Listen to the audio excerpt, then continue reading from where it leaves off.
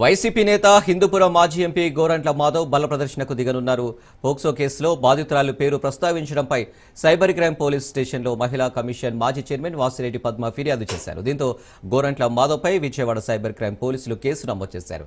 విచారణలో భాగంగా ఇవాళ హాజరు కావాలంటూ పోలీసులు నోటీసులు జారీ చేశారు. ఈ క్రమంలో విచారణకు హాజరయ్యేందుకు గోరంట్ల మాధవ్ భారీగా జనసందోహంతో వెళ్లేందుకు ప్లాన్ చేసుకున్నారు. ఇప్పటికే సెక్షన్ 35/3 BNSS కింద గోరంట్ల మాధవ్కు పోలీసులు నోటీసులు ఇచ్చారు.